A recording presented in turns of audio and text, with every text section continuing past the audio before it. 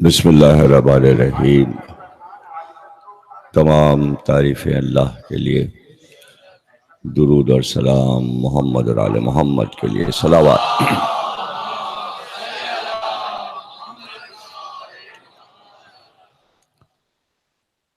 ایک اعلان سماعت فرما لیں۔ 11 محرم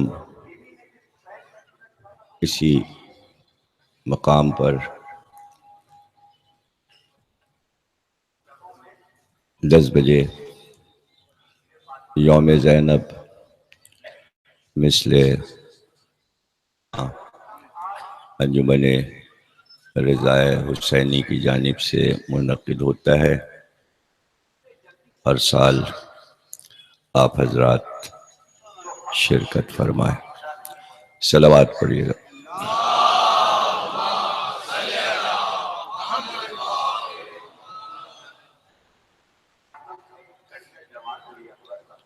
1439 ہجری کے اشرِ محرم کی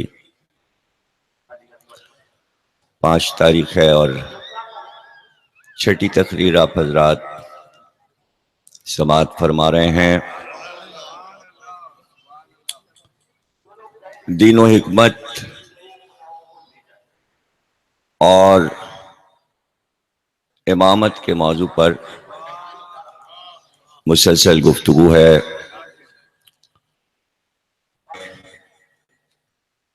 اپنے آخری نبی کے ذریعے جو آخری دین اور آخری کتاب بھیجی تو ارشاد فرما دیا کہ ہم نے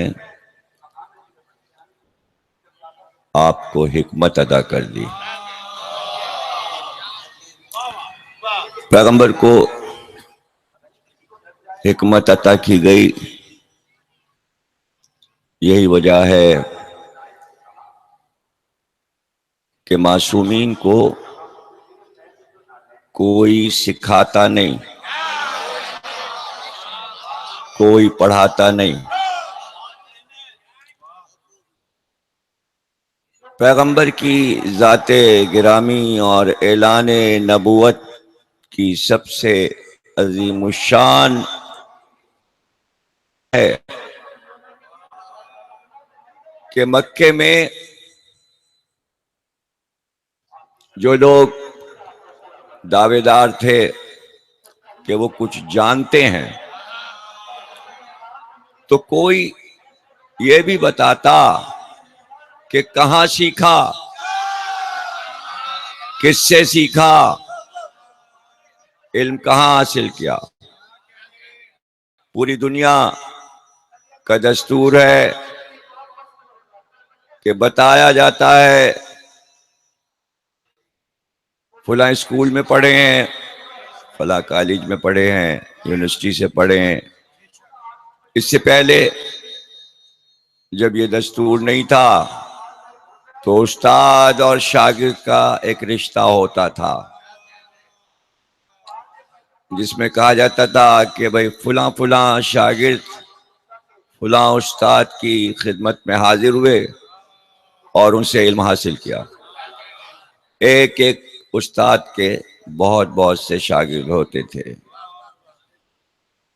اور الگ الگ علوم کے استاد ہوا کرتے تھے۔ کسی سے فلسفہ پڑھا، کسی سے تفسیر پڑھی، کسی سے حدیث پڑھی۔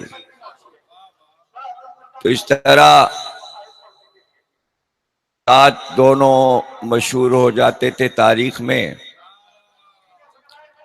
اور اطمینان رہتا تھا لوگوں کو کہ بھئی بہت بڑے استاد سے انہوں نے علم حاصل کیا ہے۔ دیکھیں، بنی ہاشم سب ہمیشہ سے عالم تھے، لیکن اس کے باوجود کوئی یہ نہیں لکھ سکا کہ یہاں بیٹا باپ کے سامنے زانو ادب طے کر تعلیم حاصل کرتا ہے۔ پوری تاریخ دیکھ جائیے، گا کہ حضرت عبد المطلب نے جناب ہاشم سے سیکھا ہو. اس لیے یہ سوال نہیں پیدا ہو سکتا کہ جناب ہاشم نے آخری عقد مدینے میں کیا تھا اور مدینے کی خاتون جناب سلمہ سے حضرت عبد المطلب تھے. ان کا نانیال مدینے میں تھا جناب عبد المطلب، اور وہیں پیدا ہوئے مدینے میں اور وہیں پلے بڑھے. شادی کے بعد جناب ہاشم فلسطین چلے گئے تھے. ظاہر تجارت کے سلسلے میں ہر سال جاتے تھے، لیکن اس سال جب گئے تو واپس نہیں آئے اور وہیں انتقال ہو گیا. تو بیٹے نے باپ کو دیکھا ہی نہیں اور 10-12 برس کے مدینے میں ہی ہو گئے. تو عبد المطلب نے کس سے تعلیم حاصل کی؟ کس سے تعلیم حاصل کی؟ کوئی نہیں لکھ سکا. یہ وہ پہلو ہیں کہ دیکھیے، یہ پہلو علمی اور شاندار گفتگو اجداد پیغمبر کی مسلمان کر سکتے ہیں، لیکن تمام باتوں کو اس طرح چھپاتے ہیں یہ کہہ کر کہ ایمان لائے کہ نہ لائے. یہ ایک علمی دنیا میں جہل کی دہشت گردی ہے کہ جو اصل موضوع ہے اس پہ بات نہ کرنا اور ذہن کو وہاں سے ہٹا دینا، تاکہ سب کے ذہن اس طرف لگ جائیں کہ بھائی یہ کیا نہیں تھے، ایمان لائے تھے یا نہیں لائے تھے. اتنا زور دیا مسلمانوں نے، کلمہ پڑھا کہ نہ پڑھا. اس کو ایک پورا انہوں نے نعرہ بنا لیا، سلوگن بنا لیا کہ کلمہ پڑھنا بہت ضروری ہے. اب ظاہر ہے کہ پیغمبر کلمہ پڑھانے آئے تھے، مسلمانوں کو یہی نظر آیا کہ کافر سے مسلمان اس وقت بنتا ہے کہ جب وہ کلمہ پڑھ لے. اور چونکہ مسلمانوں کے اجداد نے کلمہ پڑھا، تاریخ میں آیا کہ فلاں فلاں دن اور تاریخ، اور دن اور تاریخ تو کیا لکھتے، بس یہ لکھ دیا کہ کون کس کے بعد آیا اور کس کا کیا نمبر تھا. نمبر لگا لگا کے سب کی پیٹھ پہ نمبر چپکا دیے. یہ پہلے نمبر پہ کلمہ پڑھ کے آ گئے، پھر یہ دوسرے نمبر پہ آ گئے، پھر یہ پوری ٹیم تیار ہو رہی ہے نمبروں کے ساتھ. اس میں بس مسلمان الجھ کے رہ گئے اور اپنے بچوں کے ذہن بھی الجھا دیے، دوسروں کو الجھایا، خود بھی الجھ گئے، اب تک الجھے پڑے ہوئے. کلمہ کلمہ کلمہ کلمہ کلمہ پڑھا کہ نہیں پڑھا، یہاں تک کہ انہوں نے اپنی دلیل کو قوی بنانے کے لیے یہ کہا کہ ابو طالب نے نہیں پڑھا، کلمہ نہیں پڑھا. 2 چچاؤں نے کلمہ نہیں پڑھا اور 2 چچاؤں نے پڑھ لیا. اس پہ زور دیا. جن 2 چچاؤں نے کلمہ نہیں پڑھا، مسلمانوں نے کہا ایک ابو لہب نے نہیں پڑھا اور ایک ابو طالب نے نہیں پڑھا. ارے کوئی تو انصاف کرو، ابو لہب اور ابو طالب کو برابر کر دیا. یہ کوئی بات ہے؟ یعنی آپ دیکھیے کہ ذوق، یعنی انتخاب، حسن نظر سب ناپید ہے. انسان کے پاس حسن نظر ہو اور اسی سے ذوق کا پتہ چلتا ہے کہ کس چیز پر اس کی نظر پڑ رہی ہے. آیا عیبوں کو تلاش کر رہا ہے یا حسن پہ اس کی نظر جا رہی ہے. آغاز اسلام، بعثت، نبوت کا آغاز، بجائے اس کے کہ نبوت اور رسالت اور بعثت کے حسن پہ نظر ہوتی، تلاش کرتے رہے عیب کہاں ہے، عیب کہاں ہے، عیب کہاں ہے. اور یہاں پروردگار عالم نے یہ طے کیا ہوا ہے کہ جس ذات گرامی کو بھیج رہے ہیں وہ بے عیب ہے. عیب ہے. محاورہ یہی ہے کہ ذات الہی بے عیب ہے، لیکن اللہ نے اپنی طرح پیغمبر کو بے عیب بنایا کہ اگر ایک بھی عیب نظر آ گیا تو ان انسانوں کو پھر اللہ میں بھی بڑے عیب ملیں گے، اور اللہ اور رسول کا تو کچھ بگڑے گا نہیں، یہ امت عیبی ہو جائے گی. بس دیکھیے عیبی ہونے سے بچانے کے لیے اللہ نے کہا میری ذات بے عیب، تو میں جسے بھیج رہا ہوں اس کی ذات بھی بے عیب ہے. اور ایسے ایسے ناموں سے اور ایسے ایسے خطابات سے نوازا، پکارا. کبھی کہا بسم اللہ الرحمن الرحیم یاسین والقرآن الحکیم انکا لمن المرسلین علی صراط مستقیم. یاسین، یاسین، یا حرف ندا ہے، آواز جیسے آپ دیتے ہیں اے فلاں، یا جیسے آپ کہتے ہیں یا علی مدد، یا حرف ندا، یا کہہ کے پکارنا. یہاں پکارا جا رہا ہے سین، یا سین. آپ اور آپ کی ذات اور یہ کتاب جو آپ کو دی گئی ہے، یہ دونوں حکیم ہیں. آپ بھی حکیم ہیں، کتاب بھی حکیم ہے. آپ کو بھی حکمت دی ہے، کتاب بھی حکمت والی ہے. اے سین، اے سین، آپ بے عیب ہیں، ہم نے آپ کو حکمت عطا کر دی.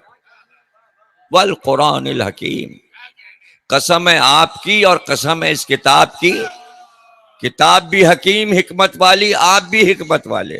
ہم نے آپ کو بھی حکمت دی، کتاب کو بھی حکمت بنا دیا. اور اس کے بعد کہا آپ مرسلین میں سے ہیں، اللہ صراط مستقیم، اور صراط مستقیم پر ہیں. اب یہاں پر جو ہے اسے سمجھ لیں تو پھر پچھلی طرف آتے ہیں کہ پر سے مراد یہ ہے کہ ایک تو یہ ہے کہ جیسے ہم کہیں آپ ایمان پر ہیں، یعنی ایمان پر باقی ہیں آپ، اور ایک یہ ہے کہ آپ اس راستے پر ہیں، یعنی چل رہے ہیں. ایک یہ ہو گیا. اب تیسرے معنی یعنی آپ اس جگہ پر آپ متمکن ہیں، آپ کا تخت رکھا ہوا ہے.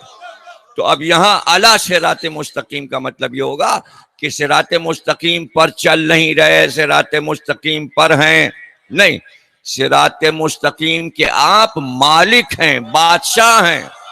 آپ کو مقرر کر دیا گیا ہے کہ آپ صراط مستقیم پر مسلسل حکومت کریں، حاکم ہیں آپ.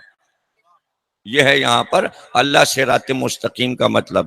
سین، اب سین کے لیے ظاہر شیعہ سنی مفسرین نے کہ یاسین، تو یہ سین کہہ کر جو پکارا تو سین سے کیا مراد ہے؟ سین سے مراد، سین کہتے ہیں انسان کو، سین کہتے ہیں. تو یہ کیوں نہ کہا اے انسان؟ لیکن انسان کو تو کہتے ہیں سین، لیکن سین کہتے ہیں انسانوں کے سردار کو. محی الدین عربی نے یہ کہا، اہل سنت کے عالم نے، کہ یہاں سین سے مراد پیغمبر ہیں اور ان سے کہا جا رہا ہے اے انسان. لیکن جب امام جعفر صادق صلوات اللہ السلام علیہ سے پوچھا گیا کہ یہاں سین سے کیا مراد ہے، تو آپ نے فرمایا یہاں اللہ کہہ رہا ہے اے سید و سردار. سین کے معنی ہے اے سید و سردار.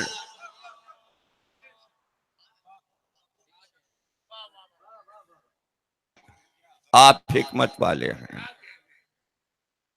آپ کو ہم نے حکمت عطا کر دی، اور میں سمجھا چکا اور بتا چکا کہ حکمت کیا ہے، حکمت کسے کہتے ہیں۔ ابھی قرآن میں اللہ کہتا ہے کہ ہم نے بلقیس کو حکمت عطا کی تھی، جناب بلقیس کو ہم نے حکمت عطا کی تھی۔ تو بلقیس کی سوانح حیات جب پڑھی جائے گی تو پتہ چلے گا کہ حکمت اللہ نے عطا کی ہے بلقیس کو۔ پیغمبر ہیں، نہ کسی پیغمبر کی بیٹی ہیں، ہاں بعد میں ایک پیغمبر کی بیوی بنی، لیکن جب حکمت مل رہی ہے تو وہ حاکم ہیں ملک سبا کی، اور کافروں پہ حکومت کرتی ہیں، اور اللہ کہہ رہے ہم نے انہیں حکمت عطا کر دی تھی۔ تو کبھی کبھی ایسا ہوتا ہے، سوچنا چاہیے کہ ایک ایسا ملک جو کافروں کا ملک ہے اور اس پر وہ ملکہ ہیں، تو اس وقت تو کہیں پر بھی ایسا کوئی ثبوت نہیں ملتا کہ جناب بلقیس صاحب ایمان ہو چکی تھیں، اور اس وقت اللہ کہہ رہا ہے ہم نے حکمت عطا کر دی تھی، تو پہلے سے حکمت دے دی جبکہ ایمان بعد میں لائیں گی۔ حکمت پہلے دے دی، وہ حکمت جو اللہ اپنے لیے کہتا ہے میں حکیم ہوں، پیغمبر حکیم ہے، یہ کتاب حکیم ہے، وہ یہ کہہ رہا ہے کہ بلقیس کو ہم نے حکمت پہلے دے دی تھی جبکہ ایمان وہ بعد میں لا رہی ہیں۔ تو یا تو پھر یہ مانیے کہ اللہ کے ہاں یہ احتیاط ہوتی ہے کہ اگر کوئی بیوی پیغمبر کی بیوی بننے والی ہوتی ہے تو وہ شروع سے پاکیزہ ہوتی ہے، شروع سے طاہر ہوتی ہے، اور اس کو حکمت پہلے عطا کر دی جاتی ہے، حکمت پہلے دے دی جاتی ہے تاکہ جب وہ پیغمبر پر ایمان لائے تو یہ نہ لگے کہ سکھایا گیا ہے، ٹریننگ دی گئی ہے، بلکہ جب شاہ جناب سلیمان کا ملکہ سبا بلقیس کے پاس، اور حدود نے وہ خط لے جا کر بلقیس کے تخت پہ سامنے گرا دیا، بلقیس کے سامنے خط گرا دیا، بلقیس نے وہ خط پڑھا اور اپنے تمام درباریوں سے کہا یہ پیغمبر ہے جس نے خط بھیجا ہے، یہ کہہ رہا ہے میں پیغمبر ہوں، اور یہ کہہ رہا ہے اگر تم لوگ ایمان نہ لائے، خصوصاً پیغمبر نے یہ کہلوایا ہے مجھ سے کہ اے سبا کی ملکہ تو ایمان نہ لائی تو ہم تیرے ملک کو غارت کر دیں گے، چڑھائی کر دیں گے، نیست و نابود کر دیں گے، برباد کر دیں گے۔ تو اب کیا خیال ہے، تم سب کا کیا خیال ہے؟ تو سب نے کہا نہیں ایسا دعویٰ کیا ہے، آپ کہاں، آپ اتنی بڑی ملکہ ہیں، کوئی ضروری نہیں ہے کہ وہ سچا پیغمبر ہو۔ دیکھیے اب پتہ چلے گا، اللہ کہہ رہا ہے میں نے بلقیس کو حکمت عطا کی، یعنی سارے درباری وزیر بڑے دانا اور سمجھدار اور عقل مند ہیں لیکن وہاں تک نہیں پہنچ پائے۔ بلقیس نے کہا نہیں، سچ اور جھوٹ کا فیصلہ تم نہیں کر سکتے، کیوں نہ ہم اسے آزما لیں، اگر یہ پیغمبر ہے تو آزمائش پہ اگر پورا اترا تو سچا پیغمبر ہے، تو ہم کیوں نہ اس سے چند سوالات کر لیں اور کچھ چیزیں بھیج کر ہم اسے آزما لیں، اگر یہ صحیح بتا دے گا تو پھر یہ سچا پیغمبر ہے۔ تو کچھ سوال بھیج دیے، اپنے آدمی بھیج دیے، کچھ تحفے تحائف بھیج دیے، تحفے بہت سے آئے تھے، اس میں ایک چھڑی بھی تھی، کہ یہ اس کو دے دینا جو نبوت کا دعویٰ کر رہا ہے۔ بلقیس نے وہ چھڑی بھجوا دی اور کہا کہ یہ چھڑی میں بھیج رہی ہوں، یہ بتا دیجئے کہ اس کا الٹا سیدھا کیا ہے۔ یہ چھڑی کدھر سے پکڑی جائے گی؟ اس کا سیدھا رخ کون سا ہے؟ وزن نہ کیا جائے، آزمایا نہ جائے، پیمائش نہ ہو، بس دیکھ کے بتا دیجئے کہ چھڑی کا سرا کہاں ہے، کون سا حصہ زمین کی طرف رہے گا اور کون سا ہاتھ میں رہے گا۔ حضرت سلیمان نے کہا جاؤ اس چھڑی کو جس رخ سے گرے وہ اوپری حصہ ہے، اور جو حصہ اوپر رہے گرتے وقت وہ زمین کی طرف رہے گا، ہلکا حصہ نیچے رہے گا، بھاری اوپر رہے گا۔ پھر اس نے کہا تھا ایسا پانی بھیج دیجئے جو نہ زمین سے نکلا ہو نہ آسمان سے برسا ہو۔ ایسا پانی کہاں ملتا؟ تو جناب عالی حضرت سلیمان کے پاس 7,000 گھوڑے تھے، بعض نے کہا اس سے بھی زیادہ تھے، 9,000 تھے، 10,000 تھے، اور گھوڑوں کے بہت شوقین تھے، یعنی گھوڑے والی سرکار سجی ہوئی تھی۔ انبیاء بھی گھوڑے والی سرکار تھے، تو اگر آپ کو کہا جاتا ہے گھوڑے والی سرکار تو خوش قسمت ہیں آپ۔ جو لوگ ذوالجناح نکالتے ہیں ان کا نام رکھا گیا گھوڑے والی سرکار۔ تو ہم تو بھائی دشمن کے لفظوں میں بھی چونکہ حسن نظر رکھتے ہیں، ہم تو دشمن کے جملے میں بھی عیب نہیں نکالتے، اس لیے کہ ہم خود بے عیب ہیں، یہ ذکر بے عیب ہے، یہ عزادار بے عیب ہیں، یہ عزاداری بے عیب ہے۔ اسی فقر اور اسی ناز پہ تو بیٹھے ہوئے ہیں کہ یہ سب سچ ہے، یہ دکھاوا نہیں ہے، یہ جھوٹ نہیں ہے، اور 1400 سال سے اسی طرح ذکر ہوتا آ رہا ہے۔ ہم کون ہیں؟ نہ ہم بانی ہیں نہ ہم انتظامیہ ہیں، ہم کون ہیں؟ ہم ہیں اس پرانے بزرگوں کے تسلسل کو زندہ رکھ کر آگے نکل جانے والے، اپنے حصے کی شمع جلانا ہے اور آگے بڑھنا۔ یہ جتنے لوگ آتے ہیں یہ کیوں آتے ہیں؟ اپنے اپنے حصے کی شمع جلانے۔ اب آپ کو شمع پہ بھی اعتراض ہے کہ شب عاشور اتنی شمعیں کیوں جلتی؟ ارے اپنے اپنے حصے کی جلا رہے ہیں، آپ کیوں جل رہے ہیں؟ سب اپنے حصے کی جلا رہے ہیں۔ ماتم حسین، غم حسین میں چراغاں اپنے حصے کا کر دو۔ شب عاشور، اب یہ کوئی پوچھے کہ بھائی شب عاشور یہ شمعیں کیوں امام باڑے میں جلتی ہیں، تو آپ بتا دیجئے کہ تمہیں آزمانے کے لیے۔ حسین نے ہمیں سکھایا تھا کہ پہلے چراغ گل کیا اور کہا جاؤ، اب جو جلا تو سب بیٹھے تھے، تو ہم رات بھر شمع جلاتے ہیں، چہرے دیکھ لو یہ بھاگنے،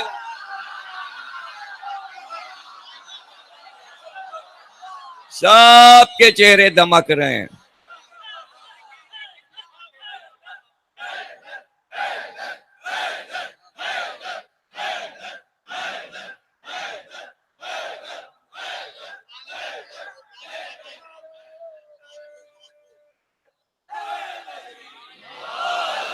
تو جناب عالی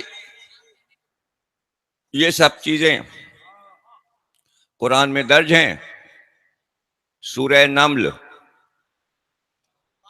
سورہ نمل چیونٹیوں والا سورہ، اسی میں حضرت سلیمان اور ملکہ سبا، سبا سمجھتے ہیں نا آپ، سنا، سبا، یمن، جہاں ہنگامے ہو رہے ہیں، یہ ہے بلقیس کا ملک۔ تو یہاں وہ ملکہ تھیں، اور پتہ کیسے چلا حضرت سلیمان کو؟ یہ تو آپ کے علم میں ہوگا، اور میں یہ تھوڑا تھوڑا بیچ میں نالج میں اضافہ بھی کر دیتا ہوں کہ 114 سورے ہیں قرآن میں۔ کتنی مبارک تعداد ہے، 114 سورے ہیں، اور 114 بار بسم اللہ الرحمن الرحیم اترا۔ لیکن عجیب بات یہ ہے کہ ایک سورے میں بسم اللہ نہیں اترا۔ بغیر بسم اللہ کے سورہ اتر گیا. وہ ہے نواں سورہ، سورہ توبہ، جسے کہتے سورہ براءت. براءت سمجھتے ہیں نا، تبرہ، بیزاری، نفرت. چونکہ یہ سورہ تبرہ سے شروع ہوتا ہے اس لیے سورہ کا نام ہے سورہ تبرہ. براءۃ من اللہ ورسولہ، اللہ اور رسول تبرہ کرتے ہیں. یعنی سورہ یہاں سے شروع ہو رہا ہے اللہ اور رسول تبرہ کرتے ہیں، برات کرتے ہیں، دوری کرتے ہیں. خود لفظ تبرہ بھی قرآن میں 5 جگہ آیا ہے. حضرت ابراہیم کے قصے میں بھی 2 جگہ آیا ہے. یعنی برات لفظ بھی ہے اور تبرہ لفظ بھی قرآن میں. یعنی یہ عقیدے کا ایک حصہ ہے، بیزاری اور نفرت. دیکھیں ہم تو عقیدہ رکھ کر بیزاری کرتے ہیں، مسلمان عقیدہ نہیں رکھتے پھر بھی بیزار ہیں. ابو طالب سے بیزار، عبد المطلب سے بیزار. عیب نکالنا، دوری اختیار کرنا، اجداد پیغمبر سے دوری. ہم تو اعلان کر کے لوگوں سے دوری اختیار کیے ہوئے ہیں. عام مسلمانوں کا عقیدہ برات پہ نہیں ہے. اب دیکھیے بات سے بات نکلتی ہے، ایک تہوار ہے شب برات. اب لوگ سمجھتے ہیں یہ برات دولہا والی برات ہے، یہ تبرہ والی رات ہے. اب یہ کہہ دیتے برائیوں سے نفرت کی رات. اب اس رات بھی برائیوں سے نفرت نہ ہو کہ جو دنیا کو اچھائی اور برائی میں فرق بتانے کے لیے آنے والا ہے وہ آیا ہے نا. اس لیے اس رات کا نام ہے شب برات. تو یہ سورہ کون سا ہے؟ سورہ برات. اللہ اور رسول تبرہ کرتے کس پہ؟ کافروں اور مشرکوں پر. کافروں اور مشرکوں پر ہم بیزار ہیں. اللہ کہہ رہے ہیں ہم کافروں اور مشرکوں سے بیزار ہیں، اور آج کے بعد کوئی کعبے میں نہ آئے. تو یہ والا سورہ جو ہے اس پہ بسم اللہ الرحمن الرحیم نہیں ہے. یعنی تبرہ کرنے سے پہلے بسم اللہ کہنا ضروری نہیں ہے، ڈائریکٹ کہنا ہے. یہ اللہ کے یہاں حکمت ہے، یہ حکمت الہیہ ہے کہ جب تبرہ ہو تو بسم اللہ الرحمن الرحیم ضروری نہیں ہے. اب آپ بتائیے جب آپ کلمہ پڑھتے ہیں تو کیا آپ بسم اللہ الرحمن الرحیم کہہ کے پڑھتے ہیں؟ کیسے پڑھتے ہیں آپ؟ بسم اللہ الرحمن الرحیم لا الہ الا اللہ نہیں، ڈائریکٹ آپ کہتے ہیں لا الہ الا اللہ. اس لیے کہ لا جو ہے وہ تبرہ ہے، کوئی خدا نہیں ہے الا اللہ. کلمہ براہ راست فوراً کہنا ہے کلمہ، لیکن پہلے برائی کرنی ہے ان 365 بتوں کی جنہیں کافروں نے مکے کے خدا بنایا ہوا تھا. جب تبرہ ہو جائے اس کے بعد پھر اس اللہ کی محبت کا اقرار کرو. یہ اللہ نے دستور اور حکمت اس لیے رکھی تاکہ جتنی نجاست دل میں ہو، اگر کسی اور کافر اور مشرک کی محبت، پہلے دل کو صاف کر لو پھر کہو ہم اللہ سے محبت کرتے ہیں. اس لیے اللہ نجاستوں سے پہلے انسان کو دور کرتا ہے، پھر کہتا ہے آپ کہو الا اللہ، ہم ہی اللہ ہیں تمہارے. اسی لیے کہتا ہے قُل لَا أَسْأَلُكُمْ عَلَيْهِ أَجْرًا إِلَّا الْمَوَدَّةَ فِي الْقُرْبَى. ہم تم سے کچھ نہیں مانگتے، یعنی اگر دل کے اندر کوئی اور ہے تو پہلے اس کو نکال دو. إِلَّا الْمَوَدَّةَ فِي الْقُرْبَى. یہ لا جو ہے یہ نہیں ہے، انکار ہے. لا فتح، الا علی، کوئی فاتح نہیں ہے. اگر کسی اور کو فاتح مانتے ہو علی کے علاوہ تو پہلے اس سے بیزاری کر لو. لا فتح الا علی، لا سیف، لا سیف، کوئی سیف اللہ نہیں. لا سیف الا ذوالفقار، کوئی تلوار نہیں ہے سوا ذوالفقار کے. پہلے لا پھر اللہ، پہلے تبرہ پھر تولہ، اس لیے کہ صفائی پہلے ضروری. پہلے صفائی ہوگی اس کے بعد اقرار ہوگا. حابیل کو قابیل نے قتل کر دیا. لاش حابیل پہ حضرت آدم آئے. جب آئے تو محبت کا تقاضا تھا کہ بیٹے کی لاش کو دیکھ کر رونے لگتے، لیکن پہلے مڑ کر قابیل کی طرف دیکھا اور کہا جا، اب قیامت تک تجھ پر لعنت ہوگی، تو دنیا کا پہلا قاتل ہے. اس کے بعد بیٹے کی لاش پہ بیٹھے اور رونے لگے اور پورا مرثیہ حابیل کے لیے کہا. تو سنت آدم یہ ہے کہ جو آدمی ہوگا وہ پہلے قاتل پہ لعنت کرے گا، پھر مقتول کا ماتم کرے گا. تو یہ سورہ برات جو ہے نواں سورہ توبہ بھی اسے کہتے ہیں اور سورہ برات بھی کہتے ہیں. اس میں بسم اللہ الرحمن الرحیم نہیں ہے. امام سے پوچھا گیا کہ بسم اللہ الرحمن الرحیم اس کے ساتھ کیوں نہیں اترا، تو آپ نے ارشاد فرمایا کہ بسم اللہ الرحمن الرحیم جو ہے وہ کلمہ رحم ہے، اور اس سورے میں اللہ جلال میں ہے، اور یہ سورہ عذاب والا سورہ ہے. تو جہاں عذاب کا اعلان ہو پہلے وہ رحمان رحیم کا اعلان نہیں کرے گا کہ اس وقت ہم رحمان و رحیم نہیں ہیں، اس وقت ہم جلال میں ہیں، اس وقت ہم جلال میں ہیں اور ہم عتاب کرنے والے ہیں، ہم قہار ہیں، ہم قہر ڈھانے والے ہیں. اس لیے اس میں بسم اللہ الرحمن الرحیم نے 114 سورے تھے، ایک بسم اللہ کم ہو گئی، یہ تو بڑا غضب ہو گیا. یہ تو 113 بسم اللہ رہ گئیں. سورے 114، ایک میں بسم اللہ نہیں، 113 بسم اللہ رہ گئیں. تو اللہ نے کہا نہیں، تعداد بسم اللہ بھی 114 رہے گی. تو سورہ نمل میں اللہ نے 2 بار بسم اللہ اتاری، اب 114 ہو گئیں. سورہ نمل شروع ہوا بسم اللہ الرحمن الرحیم سے.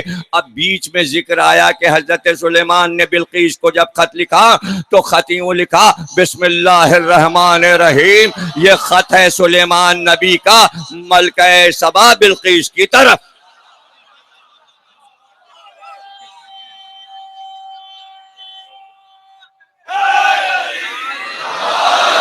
بلقیس نے کہا ہم اسے آزمائیں گے، اگر یہ پیغمبر ہے تو سارا مسئلہ سلیمان نے ان کا حل کر دیا.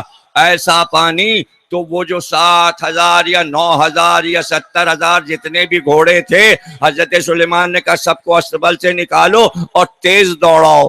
گھوڑوں کو دوڑانا شروع کیا. جب گھوڑے واپس آئے کہا جو ان کا پسینہ ٹپکتا جا رہا ہے ایک شیشے میں جمع کرتے جاؤ. ایک برتن میں وہ پسینہ گھوڑوں کا جمع ہوا اور وہ بھر کے دانشور جو آئے تھے یمن سے ان کو دیا. کہا بلقیس سے کہنا یہ پانی نہ آسمان سے برسا ہے نہ زمین سے نکلا ہے. ارے گھوڑوں کا پسینہ بھی قرآن میں دلیل بن رہا، تم گھوڑے کی بات کر.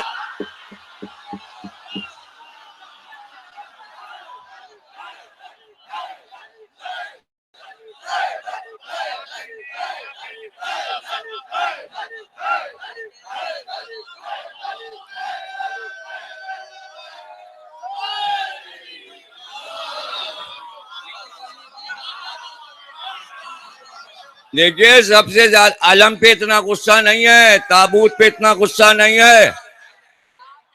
آپ کو شدت کا پتہ نہیں، گھوڑے سے بڑا غصہ ہے. اس لیے غصہ ہے کہ وہ جاندار ہے. علم تابوت تو لکڑی سے بنا ہوا ہے نا. گھوڑے سے اس لیے دشمنی ہے کہ گھوڑا جاندار ہے. چونکہ جاندار ہے اس لیے جانور ہے. جانور جانور ہے، تو یہ کیسا جانور ہے کہ یہ شیعہ اس کو لاتے ہیں، وہ جانور پن دکھاتا ہی نہیں۔ ارے کسی ٹریننگ کی ضرورت نہیں ہے اس جانور کو، اس لیے کہ اس کو پتا ہے میں کس کی سواری کی شبیہ بنایا گیا۔ تو یہ گھوڑا دیکھیے کیوں تپ رہے ہیں، جل رہے ہیں اس گھوڑے سے۔ کچھ شیعہ بھی تپ رہے ہیں اور مسلمان تو تپی رہے ہیں۔ اس لیے تپ رہے ہیں کہ ارے ہم تو جانور صفت تھے، اس گھوڑے نے آئینہ دکھایا۔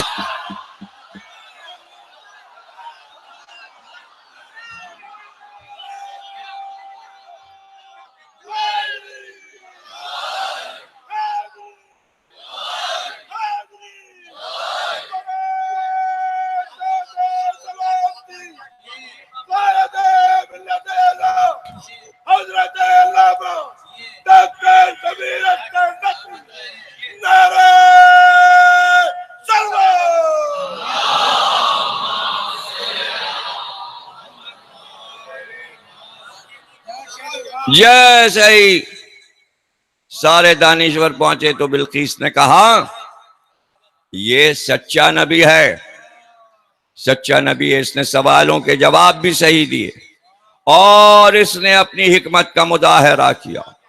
یہ ہے بلقیس کی حکمت کہ اگر عورت بن کر ضد پہ اڑ جاتی میدان میں نہ، ہم نبی کے مقابل میدان میں نہیں آئیں گے۔ سپاہی بھی تھے، فوج بھی ہے، لشکر بھی ہے، بلقیس کے پاس تلواریں بھی ہیں، پورا ملک تھا۔ سلیمان نے کہا تھا ہم تمہارا ملک برباد کر دیں گے، تو بلقیس بھی کہتی ہیں آؤ ہمارے پاس بھی تلواریں ہیں، ہمارے پاس بھی سپاہی ہیں۔ لیکن بلقیس نے کہا عورتوں کا کام لڑنا نہیں ہے میدان، نہیں ہم نبی سے جنگ نہیں کریں گے۔ یہ ہے حکمت، یہ ہے حکمت بلقیس کی کہ مرد سے مقابلہ عورت کو نہیں کرنا چاہیے۔ اللہ کہہ رہا ہے یہ حکمت ہم نے دے دی، پروردگار اور عورتوں کو بھی کچھ حکمت دے دیتا۔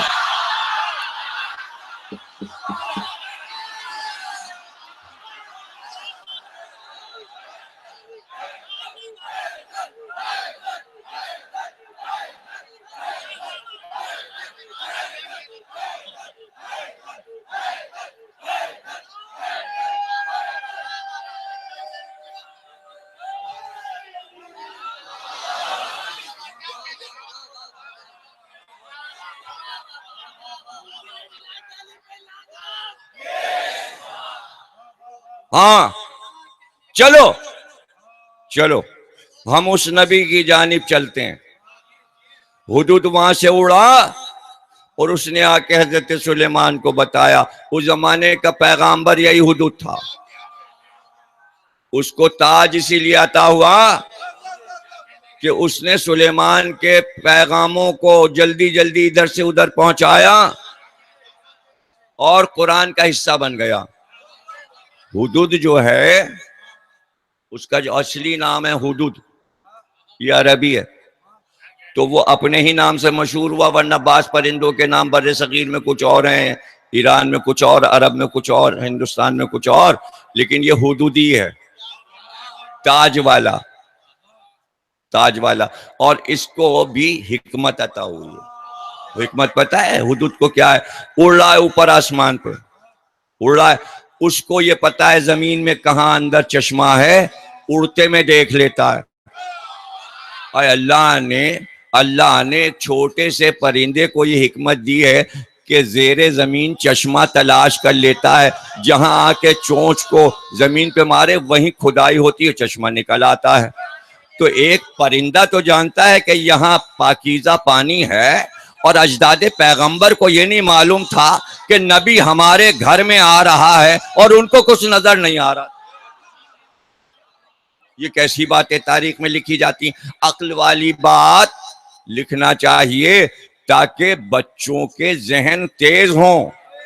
دیکھیے اگر اس طرح کی باتیں دہرائی جاتی رہیں تو ذہن گٹھل ہو جائیں گے، گٹھل سمجھتے ہیں گریں لگ جائیں گی، ایک ہوتی ہے گرا، یوں کر کے کیا گرا، گرا یہ ایک اور گرا، پھر ایک اور گرا، پھر ایک اور گرا، پھر یہ ہے گٹھل.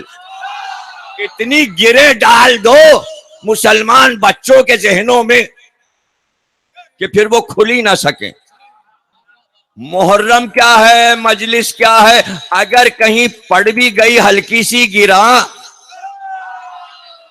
تو 10 دن کی مجلسیں وہ گریں کھول کے صفائی کر دیتی. اس لیے ہم نے یہ عزاداری رکھی ہوئی ہے کہ بچوں کے ذہنوں کو جلا ہوتی رہے، وہ علم حاصل کرتے رہیں، انہیں گفتگو کے آداب آ جائیں، وہ اہل بیت کو پہچان کر علم و حکمت اور دانائی سے گفتگو کر سکیں. اس لیے کہ آل محمد کا ذکر دانائی کے ساتھ ہوتا ہے، بدعقلی کے ساتھ نہیں ہوتا. احمقانہ جملے نہیں بولے جاتے بلکہ عقل مندی کا ایک ایک جملے میں مظاہرہ ہونا چاہے. زبان کھلے اور بقول مولا علی بس انسان پہچانا جائے. ادھر زبان کھلی اور اس نے کہا اچھا آپ شیعہ ہیں، شیعہ بچے ہیں آپ. یہ ہے کمال کہ علم میں اتنا علم تو آ جائے کہ بولے تو علم بولے، عمل کرے تو علم پہ عمل کرے اور علم پسند ہو جائے. آج پوری دنیا کا مسئلہ یہی ہے کہ کیسے پوری دنیا کو علمی بنا دیا جائے.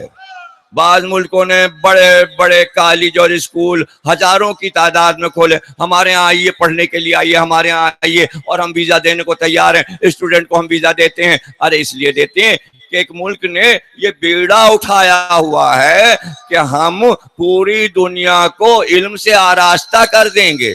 ارے اتنی فیسیں لے کے آکسفورڈ اور کیمبرج کی اور اسی کے نام کے ڈھیروں کالج کھول کے ویزا تو آپ دے دیتے ہیں، پیسے کتنے لیتے ہیں؟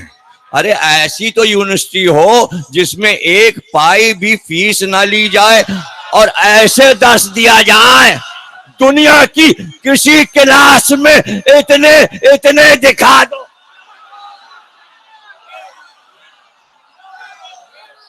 اور یہ بھی دعویٰ کرتے ہیں صاحب ہمارے ہاں کو ایجوکیشن ہے، عورت مرد. یہ پرانی باتیں ہو گئیں کہ عورت کو الگ رکھو مرد کو رکھو. ارے ہم نے یہ بھی سکھا دیا کہ ایک ہی جگہ بیٹھے ہیں لیکن مرد عورتوں کو نہیں دیکھ پا رہے، عورتیں مرد. صلوات پڑھیے گا. یہی ہے حکمت کی باتیں، اسی کو حکمت کہتے ہیں. ہم نے حکمت سیکھی ہے، ہمیں حکمت سکھائی گئی. ہمارے ائمہ نے بتایا کہ حکمت کا راستہ کیسے اختیار کرنا. بلقیس چلیں اور ادھر سلیمان کو ہدہد نے آ کے بتایا کہ ملکہ سبا چل چکی ہے.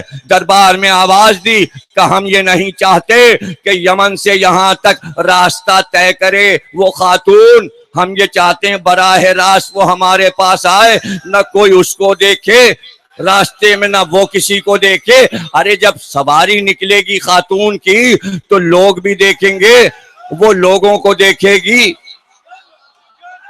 تو اب سلیمان کو تو معلوم ہے کہ عقد میں آنا ہے. سلیمان اپنی حکمت سے جانتے ہیں اللہ نے یہ حکمت دے دی ہے کہ بھائی وہ تمہارے عقد میں آ جائے گی، ایک نبی کی بیوی بنے گی تو اس کی سواری کو بھی کوئی نہ دیکھنے پائے، نبی کی بیوی کی سواری کسی کی نظر میں نہ آئے. تو سلیمان نے کہا کون لائے گا یمن سے تخت بلقیس؟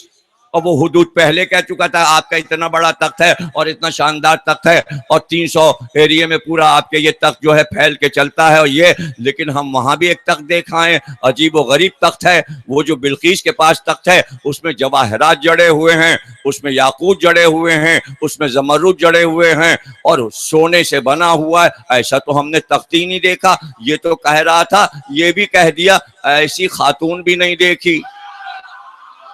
اسی لیے تو جلدی سے پھر رشتہ بھی بھجوا دیا اور پھر یہ بھی کہہ دیا، اعلان کر دیا کہ جلدی ان کو لایا جائے. میں بہت بے قرار ہوں ان سے ملنے کے لیے. ایسی دانشور کہاں ملے گی خاتون کہ نبی جسے کہے کہ اس حکمت والی بی بی کو جلدی لاؤ، تخت جلدی لاؤ. یہ سب قرآن ہے، قصہ انبیاء الگ ہے. یہ قرآن ہے جہاں ملکہ سبا کی گفتگو ہے. سورہ سبا بھی ہے قرآن میں. ملکہ سبا کے نام سے بلقیس نام قرآن میں نہیں آیا. اللہ کسی بی بی کا نام قرآن میں نہیں لیتا سوا جناب مریم کے. صرف مریم کا نام لیا اور 16 عورتوں کا ذکر قرآن نے کیا لیکن نام کسی کا نہیں لیا. جناب حوا کا نام نہیں لیا, جناب سارہ کا نام نہیں لیا, جناب رحیمہ کا نام نہیں لیا, جناب ہاجرہ کا نام نہیں لیا, جناب زلیخا کا نام نہیں لیا, جناب بلقیس کا نام نہیں لیا.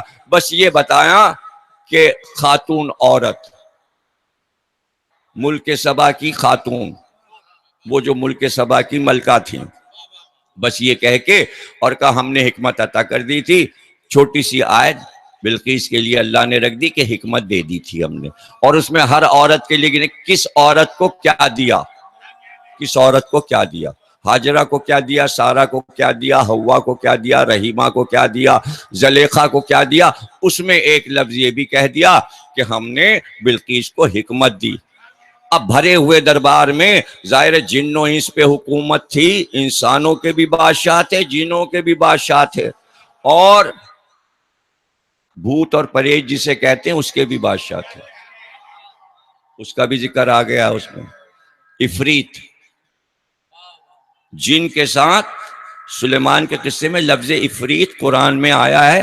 عفریت قرآن کا لفظ ہے کہ عفریت جو تھے جنہیں ہم ترجمہ کرتے ہیں بھوت پریت, ان پہ بھی حکمراں تھے اور سب جمع تھے.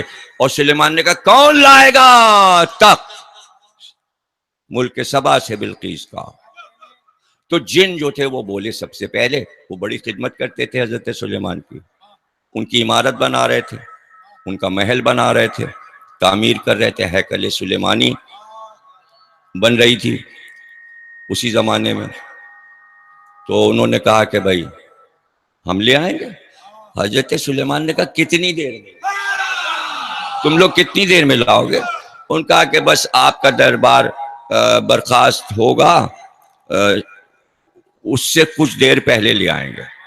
تو حضرت سلیمان نے کہا اتنی دیر میں, اتنی دیر میں لے کے آؤ گے, یہ تو بہت دیر ہے. تو دیکھیے اللہ کے یہاں حکمت میں دیر, کتنی دیر, دور اور کتنا دور, قریب اور کتنا قریب. اتنا قریب, اتنا قریب, اتنا قریب کہ ہم تمہارے رگے گلو سے بھی زیادہ قریب ہیں. اب اس سے قریب کیا ہوگا. اور دور, اتنا دور, اتنا دور. جب قریب, پہلے تو قریب سمجھ لیجئے نا کہ اللہ یہ رگے گلو اس سے بھی زیادہ قریب. اب سب سے زیادہ قریب تو رگے گلو ہے, جہاں جان اٹکی ہوتی ہے یہی جان ہے, رگے گلو ہی تو جان ہے. اللہ کہہ رہا ہے ہم اس سے بھی زیادہ تم سے قریب ہیں. تو کہتا ہے میں لا شریک ہوں, میں کسی کا شریک ہی نہیں ہوتا, اور ہر ایک کے گلے میں تو شریک. یہ یہاں بالکل قریب, بالکل قریب یہاں پر. تو اتنا قریب, تو پھر تیرا دور کیسا ہوگا. اے اہل بیت ہم نے آپ سے نجاست کو دور دور, جتنا قریب ہے نا یہ اتنا ہی تصور دور تک لے جائیے. جانے کہاں دور, جانے کہاں دور. اس وقت دور جب چیزوں کا وجود ہی نہیں تھا, تب سے دور. اس لیے کہ ارادے میں ہم نے ارادہ کیا, تو ارادہ تیرا ابھی تھوڑی پیدا ہوا. جب سے تو ہے تب سے تیرا ارادہ ہے. کبھی تو نے طے کر لیا تھا کہ اہل بیت پاک و پاکیزہ اور طاہر و اطہر رہیں گے. تو جب دیکھا وزیر اعظم نے سلیمان کے کہ انہیں ناگوار خاطر ہوا کہ اتنی دیر میں, تو انہوں نے کہا آصف بن برخیا جو حضرت سلیمان کے سگے چچزاد بھائی تھے اور وزیر اعظم تھے, انہوں نے کہا میں لاؤں گا. تو قرآن یہاں کہتا ہے کہ قال الذی ومن عنده علم من الکتاب, وہ بولا جس کے پاس کتاب کا تھوڑا سا ذرا سا علم تھا, اس نے کہا ہم لائیں گے. سلیمان نے کہا کتنی دیر میں, کہا پلک نہیں جھپکے گی کہ تخت آئے گا. تو اب اس کے لیے سارے مفسرین نے کہا کہ پلک نہیں جھپکی تھی کہ تخت بلقیس سلیمان کے سامنے تھا، لیکن ہمارے معصومین نے کہا کہ بس کہا تھا، جس وقت کہہ رہے تھے تخت سامنے تھا، کہہ رہے تھے کہ میں لاؤں گا پلک جھپکتے میں، تو تخت آ چکا تھا۔ اب اس کے بعد بحث ہے کہ آیا کیسے، کیا فضا میں اڑ کے آیا؟ اس پہ بحث ہے کہ زیر زمین لائے، آصف بن برقیہ وہاں سے سواری چلی، تخت لائے زیر زمین۔ اگر قرآن نہ ہوتا تو آپ کہتے کیسی کہانیاں ضمیر اختر سنا دیتے ہیں۔ زیر زمین آیا اور وہیں سے نمودار ہوا، وہیں سے نمودار ہوا، اور سامنے بلقیس کا تخت، ادھر سلیمان کا تخت، ادھر بلقیس کا تخت، اس طرح لے آیا۔ اب اللہ کہتا ہے کہ جس کے پاس تھوڑا سا علم تھا کتاب کا، تھوڑا سا علم تھا، وہ تخت کو یمن سے لے آیا پلک جھپکتے میں۔ تو جس کے پاس پوری کتاب کا علم ہو، الذین کفروا لست مرسلا، یہ کافر یہ کہہ رہے ہیں کہ آپ مرسلین نہیں ہیں، جبکہ ہم یہ کہہ رہے ہیں، یعنی جس چیز کا انکار کیا جائے تو اقرار میں کہا جاتا ہے ایسا نہیں ایسا ہے۔ تو چونکہ کافروں نے یہ کہا کہ یہ مرسل نہیں ہیں، مرسلین میں نہیں ہیں، تو اللہ نے اسی کو دوہرایا، الذین کفروا لست مرسلا، یہ کافر یہ کہہ رہے ہیں کہ تو مرسل نہیں ہے۔ تو اب سن لو، یاسین والقرآن الحکیم انکا لمن المرسلین، آپ مرسلین میں سے ہیں۔ اور پھر سورہ رعد میں ارشاد ہوا، قل کفی باللہ شہیدا بینی و بینکم ومن عندہ علم الکتاب۔ ارے بھائی، دو گواہ کافی ہیں آپ کی رسالت پر، ایک اللہ خود ہے اور ایک وہ ہے جس کے پاس پوری کتاب کا علم ہے۔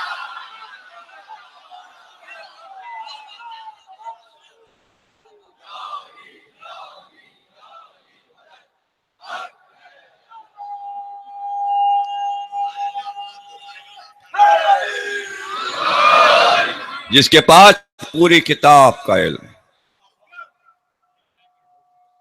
پوری کتاب بلکہ چاروں کتابوں، فرمایا رسول اللہ نے اور شیعہ سنی سب نے لکھا کہ پیغمبر نے فرمایا اگر انسانوں کے درمیان مسند قضا بچھا دی جائے، یعنی فیصلہ کرنے کے لیے ایک مسند بچھائی جائے اور اس پر علی بیٹھ جائیں، پیغمبر فرما رہے ہیں فیصلے کرنے کے لیے، پوری دنیا کے فیصلے کرنے کے لیے، تو جب علی فیصلہ کریں گے تو جب یہودی آئے گا اس کا فیصلہ توریت سے کریں گے، عیسائی آئے گا اس کا فیصلہ انجیل سے کریں گے، اہل زبور آئے گا اس کا فیصلہ زبور سے کریں گے، مسلمان آئیں گے اس کا فیصلہ قرآن سے کریں گے۔ تم میں علی سے بہتر فیصلہ کرنے والا کوئی نہیں۔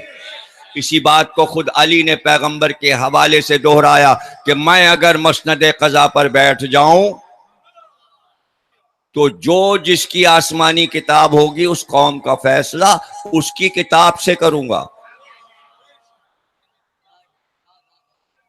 تو جہاں علم کا یہ عالم ہو، اب دیکھیے جلنا تو ایک بیماری ہے، حسد ایک بیماری ہے کہ نام علی آئے اور فضیلت پہ آدمی جل جائے، لیکن اگر تھوڑی سی عقل استعمال کرے تو یہیں پر یہ سوچ لے کہ 50 سوال تو میں ابھی آپ کو بنا کے دے دوں جو میں نے پڑھا، اگر آپ نہ کر پائیں تو میں خود ہی اپنی تقریر کا اپوزیشن بن کے بیٹھ جاؤں اور پھر میں آپ کو بتاؤں دیکھیے میں ضمیر اختر کی تقریروں میں یہ عیب نکالتا ہوں، اور دیکھیے میں نکالنا شروع کرتا ہوں، میں اپنی ہی تقریر میں خود ہی دیکھیے ابھی سارے اپوزٹ سوالات کرتا ہوں۔ سلیمان ایک نبی تھے، ارے تخت خود منگاتے، دوسروں سے کیوں کہہ رہے تھے کون لائے گا؟ معجزہ نبی کے پاس ہو، قوم کے پاس نہیں ہوتا۔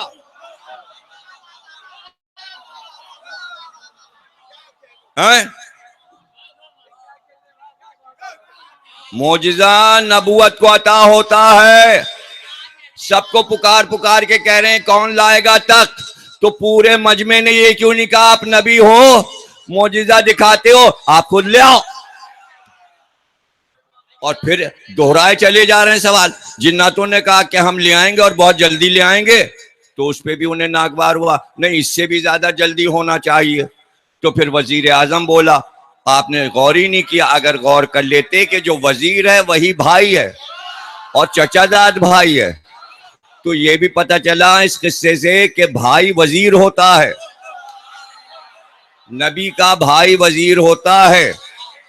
اور وزیر جو ہے اس کا کام ہے سلطنت کا سارا کام اپنے ہاتھ میں لے لینا. وزیر کا کام ہے سارا انتظام اس کے ہاتھ میں ہو، چونکہ پورے ملک کی دولت وزیر کے ہاتھ میں ہوتی ہے. اب چاہے اپنے پاس رکھے، چاہے تو بانٹ دے، چاہے تو غائب کر دے، دوسرے ملک پہنچا دے. وزیر وزیر ہے، وزیر سے کون پوچھے گا؟ وزیر سے پوچھا تھوڑی جاتا ہے، وزیر سے حساب تھوڑی لیا جاتا ہے. اس لیے کہ وزیر کو کہتے ہیں دانا، وزیر کو کہتے ہیں سچا، وزیر کو کہتے ہیں عقل مند. وزیر جو ہے خرد برد کر ہی نہیں سکتا. لفظ وزیر کی بے عزتی ہے. اگر کوئی وزیر اعظم ایسا کرے تو وہ عہدے کو غلط استعمال کر کے سارے وزراء جتنے گزر چکے سب کو بدنام کر رہا ہے، یعنی پوری وزارت کی برادری کو بدنام کر رہا ہے. تو اللہ نے کہا کہ ایسا وزیر ایک میں دکھا دوں وزیر اعظم سلیمان کے دربار میں، تاکہ وزیر اعظم کی عزتیں تو برقرار رہیں قیامت تک. تو اب میں سوال کروں کہ یا نبی اللہ آپ کیوں نہ لے آئے تخت؟ یہ آپ دوسروں سے کیوں کہہ رہے ہیں؟ تو وہ یہ کہیں گے میں چاہتا تھا کہ میرا وزیر اعظم تخت لائے تاکہ دنیا کو پتا چلے کہ میں بادشاہ کیسا ہوں. کسی کو نہ پتا چلتا سلیمان کیسے تھے. جب وزیر اعظم کو زیر زمین تخت لاتے دنیا نے دیکھا تو دنیا نے کہا جب وزیر اعظم ایسا ہے تو بادشاہ کیسا؟ بھائی راز یہ ہے کہ علی کے فضائل ایک ایک گھنٹے ہم اس لیے پڑھتے ہیں کہ جب وزیر ایسا ہے تو بادشاہ کیسا؟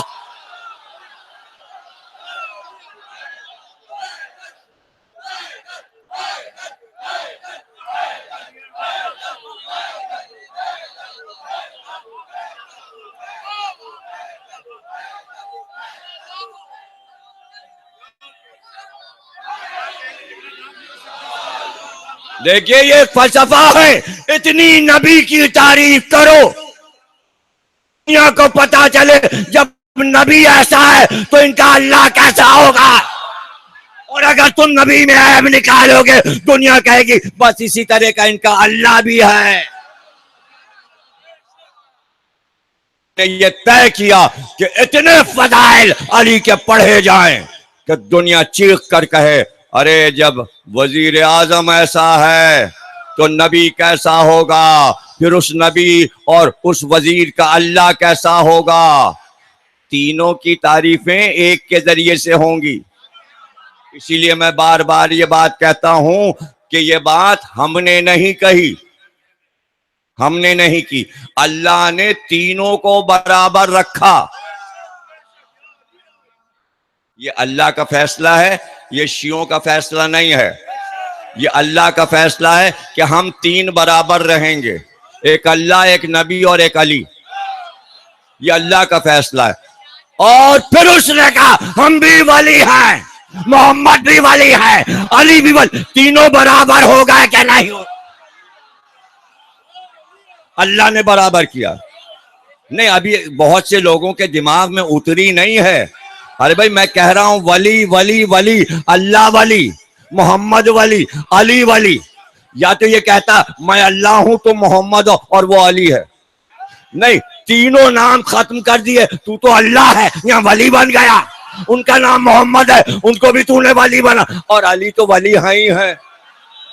پھر بھی نہیں سمجھے، نہیں سمجھے. اللہ کا نام اللہ ہے، اللہ کا نام اللہ ہے، محمد کا نام محمد ہے، لیکن علی کا نام ولی ہے.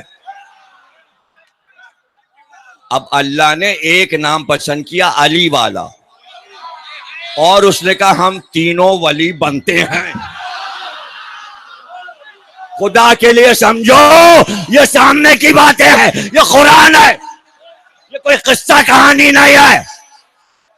ایک نام اللہ نے پسند کیا تاکہ تینوں ایک نام سے پکارے جائیں۔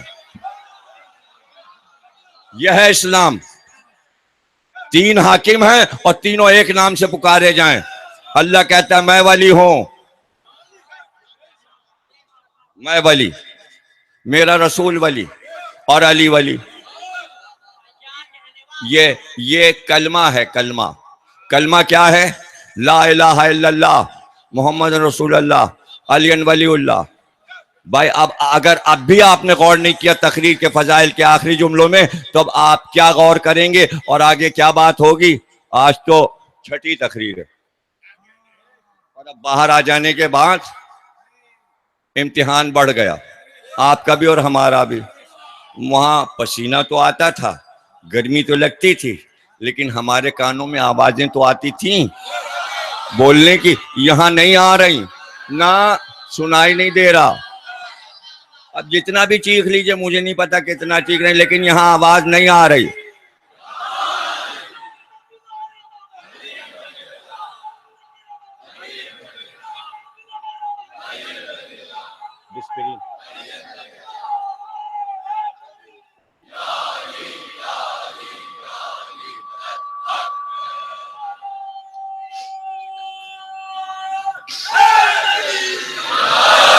بس یہاں پہ سمجھ لیجئے بات کو۔ کلمہ کیا ہے؟ کلمہ کہتے ہیں تین ٹکڑوں کو، ایک دو تین۔ کلمے کی شرط کیا ہے وہ بھی سن لیجئے۔ کاف لام میم ہے کلمہ۔ کلمہ کسے کہتے ہیں؟ تین ٹکڑوں کو، دو کو نہیں، ایک کو نہیں۔ لا الہ کلمہ نہیں ہے، لا الہ الا اللہ محمد رسول اللہ کلمہ نہیں ہے۔ کلمہ جب ہوگا جب تیسرا ٹکڑا آئے گا۔ یہ گرامر ہے، عربی اردو ساری گرامر۔ یہ کلمہ پڑھایا جاتا ہے، کلمہ کیا چیز ہے۔ جنہوں نے گرامر پڑھی ہے ان کو پتا ہوگا کہ کلمہ کیا چیز ہے۔ کلمہ تین ٹکڑے کا ہوتا ہے، اس لیے اللہ جب کلمہ بنا رہا ہے تو گرامر اس کے یہاں غلط نہیں ہوگی، اس لیے اس نے تین ٹکڑوں میں رکھا، لا الہ الا اللہ محمد رسول اللہ علی ولی اللہ۔ پھر اس کے بعد تیسری شرط لگائی۔ کلمے کی دوسری شرط یہ ہے کہ تین کلمے جو ہوں ان میں ایک چیز مشترک ہو، یعنی ایک چیز ایسی ہو جو تینوں جملوں میں موجود ہو۔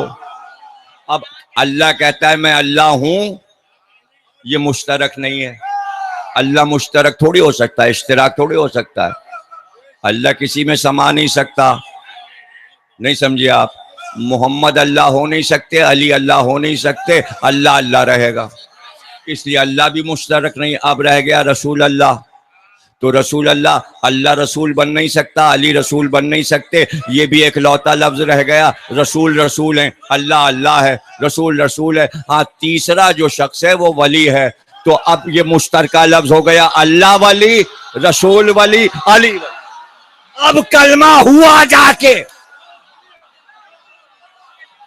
اب کلمہ ہوا، ولایت اللہ نے دے دی اپنے نبی کو، اور نبی نے اللہ کے حکم کے مطابق ولایت علی کو دے دی۔ اب ولایت کے مالک علی ہیں، اب بانٹے گا ولایت علی۔ اللہ دے چکا، اللہ ولایت رسول کو دے چکا، رسول علی کو دے چکے، اب علی کہاں سے بٹے گی؟ اب یہ بتائیے جو علی علی کرتا ہے وہی تو ولی بنتا ہے۔ تو بھائی نظام الدین اولیاء ولی بن گئے، اور معید الدین چشتی اور وہ ولی بن گئے، اور شہباز قلندر ولی بن گئے، اور بولی شاہ قلندر ولی بن گئے، اور وہ ولی بن گئے۔ ارے ہزاروں ولی بن گئے علی علی کر کے، لیکن جو گھر کے افراد ہیں پہلے وہ ولی ہوں گے، اس لیے ہم علی اکبر کی زیارت میں پڑھتے ہیں، آئے ولی ابن ولی تجھ پہ سلام۔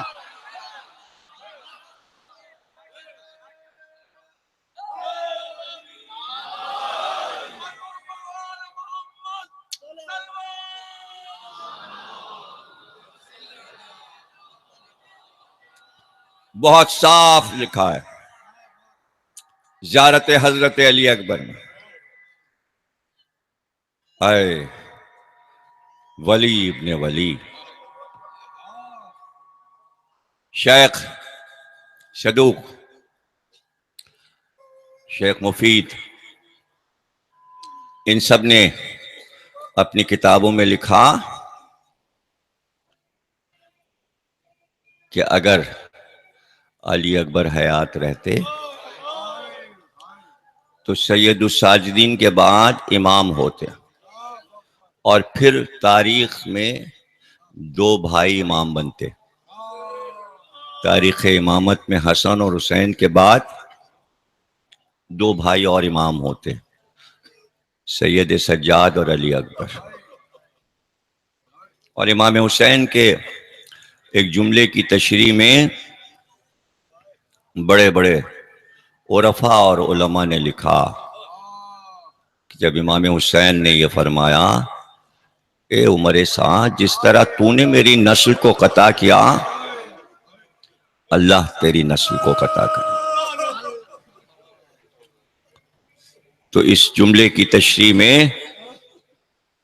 لکھا ہے علماء اور عرفاء نے کہ نسل تو امام حسین کی سید سجاد سے چلی، یہ علی اکبر کے رخصت پہ یہ کیوں فرمایا کہ تو نے میری نسل کو قطع کیا؟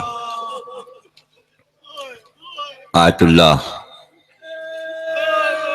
طباطبائی نے تاریخ شیعت میں لکھا کہ ایک سید سجاد بچے تھے کربلا میں، تو آج سے 50 برس پہلے انہوں نے یہ لکھا تھا اپنی کتاب میں کہ آج روئے زمین پر 10 کروڑ سید ہیں۔ سن 61 ہجری کے بعد ایک سید سجاد سے روئے زمین پر 10 کروڑ سید، 50 برس میں تو اور اضافہ ہو گیا۔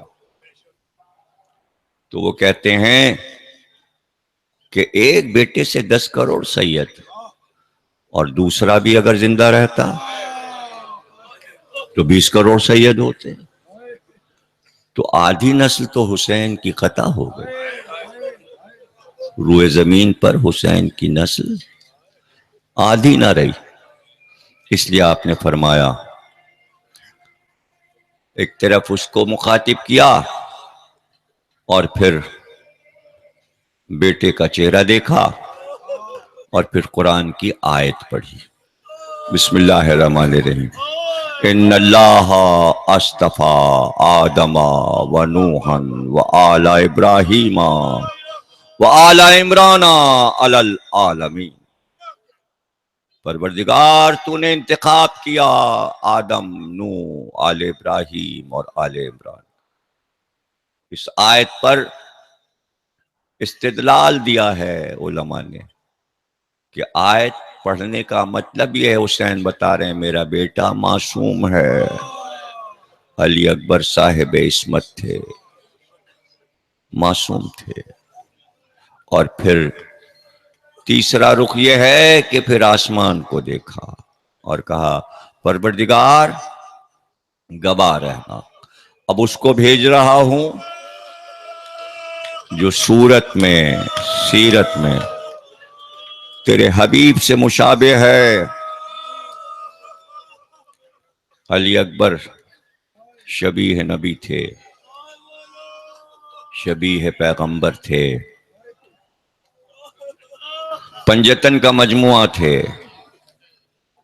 گویا علی اکبر نمائندگی کر رہے تھے 5 ہستیوں کی، اس لیے سرکار دو عالم نے صورت اپنی عطا کی تھی، علی نے نام اپنا عطا کیا تھا، حسن نے خلق عطا کیا تھا، حسین نے صبر عطا کیا تھا۔ تو اس معصومہ بی بی نے آواز دی تھی، میں اپنی عمر عطا کرتی ہوں، جب میں دنیا سے گئی تو 18 برس کی تھی، علی اکبر تم بھی 18 برس کے دنیا سے جاؤ گے۔ ام لیلہ کے دل کا ارمان، حسین کا نور عین، اور پھوپھی کا راج دلارا، زینب بی بی کا راج دلارا، لشکر کا خاتمہ ہوتا چلا. جب علی اکبر اذن کے لیے بارگاہ امامت میں آئے تو سر سے پیر تک حسین نے دیکھا. تم کو بھیج دوں؟ اتنی محبتوں سے، اتنے ارمانوں سے ماں نے، پھوپھی نے پروان چڑھایا ہے علی اکبر. اگر میں اجازت دے دوں تو کون ہوں میں اجازت دینے والا؟ وہ خیمے میں ماں بیٹھی ہے، وہ پھوپھی، ان کا حق ہے تم پر. اگر وہ اجازت دے دیں تو چلے جاؤ علی اکبر. بابا، پھوپھی اماں کبھی اجازت نہیں دیں گی. اگر آپ چل کے اجازت دلوا دیں تو اجازت مل جائے گی. اچھا علی اکبر، تم نے امتحان میں ڈال دیا حسین کو، چلو میں اجازت دلواتا ہوں. زینب بی بی نے دیکھا باپ بیٹے ساتھ آ رہے ہیں تو امام حسین کو مخاطب نہیں کیا بلکہ حضرت علی اکبر کو مخاطب کیا اور کہا علی اکبر ہم تمہارا ارادہ سمجھ گئے، باپ کو سفارش میں لے کر آئے ہو، ہم سمجھ گئے علی اکبر. روئے خزاں میں وہ جو ہنسا ہو بہار میں. جب علی اکبر جوان ہوئے تھے تو میں نے خوشیاں کب منائی تھیں جو آج اس خزاں کی ہواؤں میں علی اکبر کو روک لوں. ہاں، حسین کہتے ہیں زینب تم ثانیہ زہرا ہو، میرے گھر میں ماں کی جگہ ہو. بتاؤ زینب کبھی ایسا ہوا کہ تمہاری زبان سے کوئی بات نکلی ہو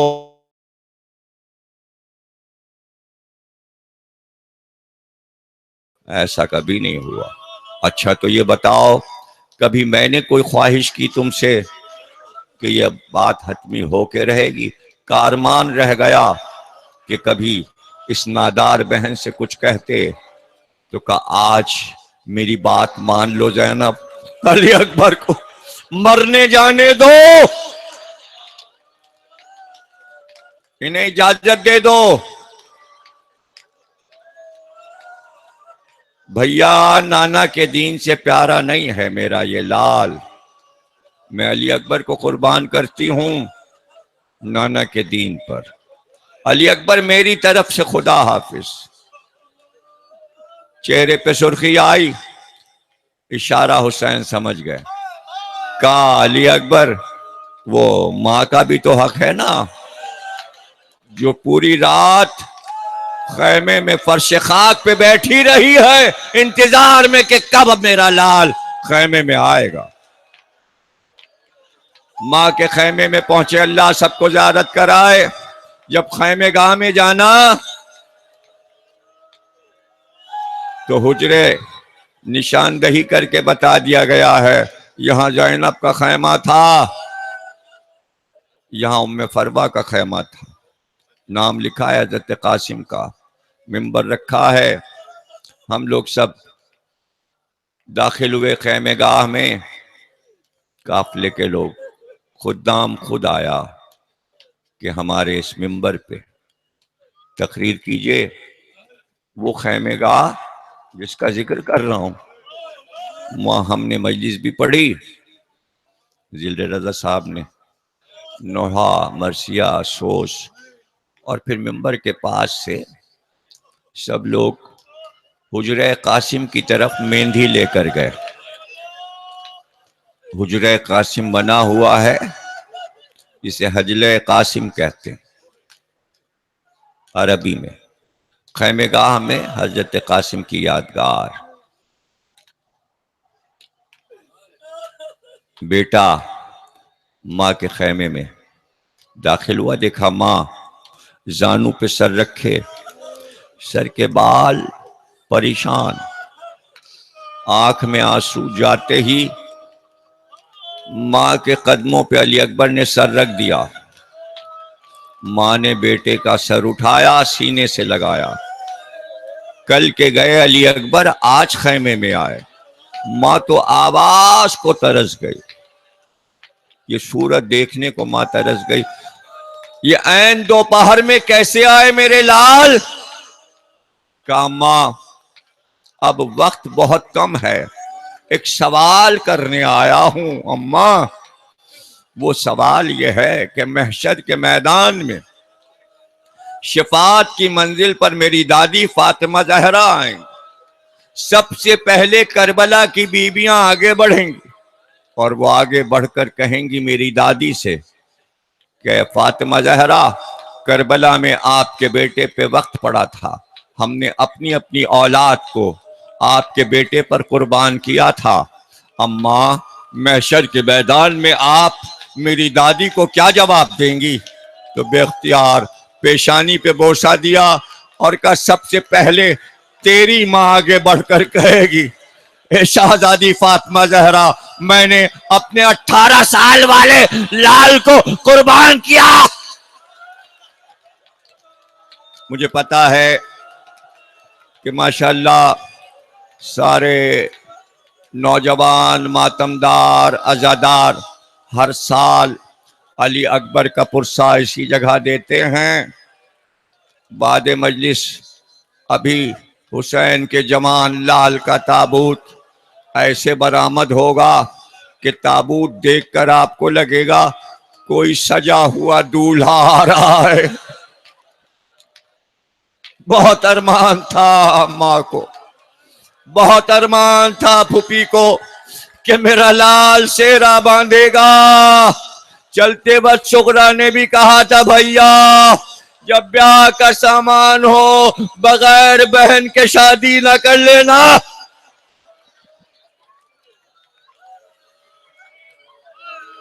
ہماری بہنیں،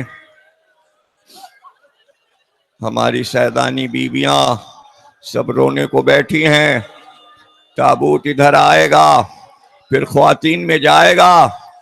اب یہی دستور ہے کہ تابوت کسی شہید کا پہلے مردوں میں آتا ہے پھر بیویوں میں جاتا ہے۔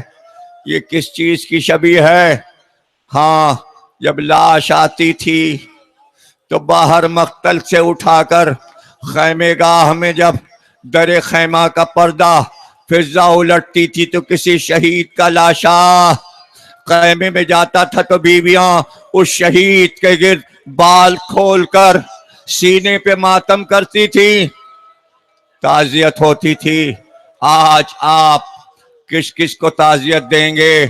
ابھی آپ ام لیلہ کو پرسہ دیں گے جوان لال کا، حسین کو پرسہ دیں گے ان کے جوان بیٹے کا، آپ پرسہ دیں گے جناب سیدہ کو ان کے جوان پوتے کا، آپ رسول خدا کو پرسہ دیں گے آپ کی شبیہ کو کربلا میں مٹا دیا گیا، شہید کر دیا گیا۔ تو پرسہ دینے کے لیے ہمارے پاس صرف ماتم ہے۔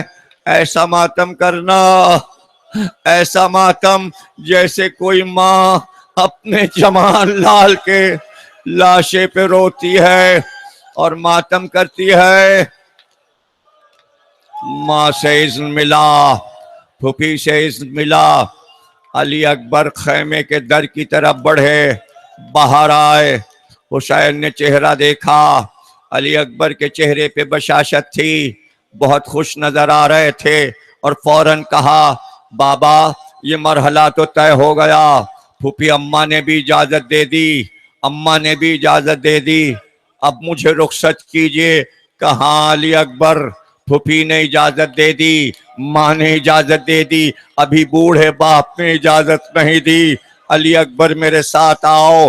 علی اکبر کا ہاتھ تھاما، ایک خالی خیمے میں گئے، اپنے ہاتھ سے ایک صندوق کھولا، اس میں سے ایک امامہ نکالا، امامہ نکال کر علی اکبر کے سر پہ رکھا، شملے کو کاندھے پہ لٹکایا۔ کہ شب معراج جب نانا آسمانوں پر گئے تھے تو یہ امامہ ان کے سر پر تھا، جب سے علی اکبر یہ امامہ رکھا ہوا تھا اس ارادے سے جس دن تمہیں دولہا بنائیں گے جس دن تمہیں دولہا بنائیں گے اس دن یہ امامہ تمہارے سر پہ رکھیں گے. علی اکبر آؤ تمہاری کمر باندھ دیں, کمر میں تلوار لگا دیں, آؤ یہ امامہ پہنا کر شملے کاندھوں پہ لٹکا دیں. اور اس کے بعد کہا علی اکبر ذرا آگے بڑھو. علی اکبر آگے بڑھے, کہا کچھ پیچھے ہٹو, پھر پیچھے ہٹے, کہاں بے شک اسی طرح رسول اللہ لگتے تھے اس امامے میں, اس کمر کے پٹکے میں. جب کمر میں تلوار باندھتے تھے تم بالکل شبیہ رسول ہو.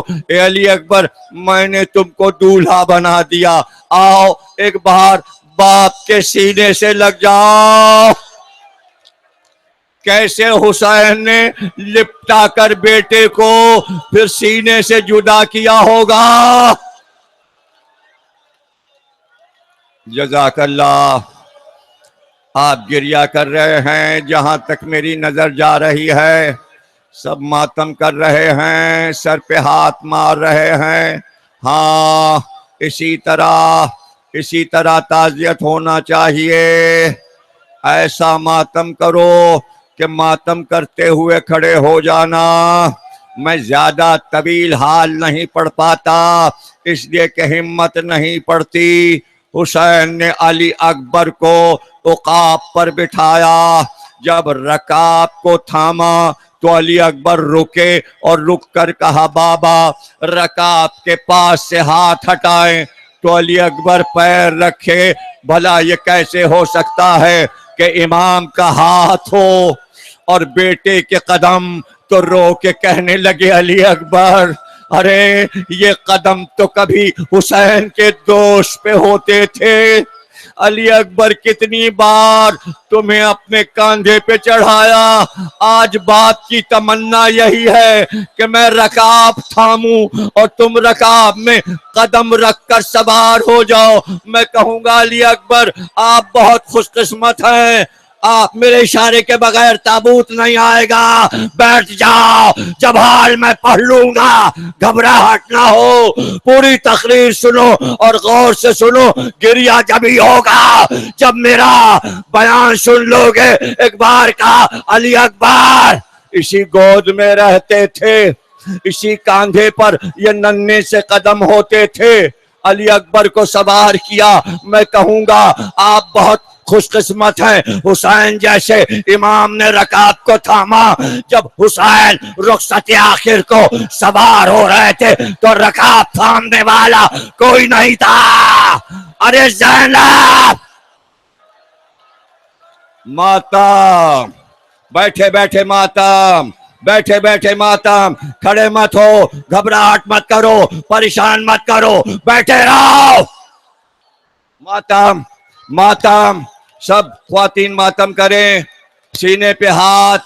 ماتم علی اکبر کا جوان, ام لیلہ کا جوان گھوڑے پہ سوار کیا. علی اکبر نے گھوڑے کو ایڑ دی. ایک بار پکار کر کہا علی اکبر جب تک میرا تمہارا سامنا رہے مڑ مڑ کر دیکھتے رہنا, مڑ مڑ کر دیکھتے رہنا, چہرہ دکھاتے رہنا. لیکن علی اکبر رخصت ہوئے, کچھ دور گھوڑا گیا تھا, پھر کان میں آواز آئی میرے لال میرے لال. اب جو مڑ کے دیکھا بوڑھا باپ کمر کو تھامے گھوڑے کے پیچھے دوڑتا ہوا.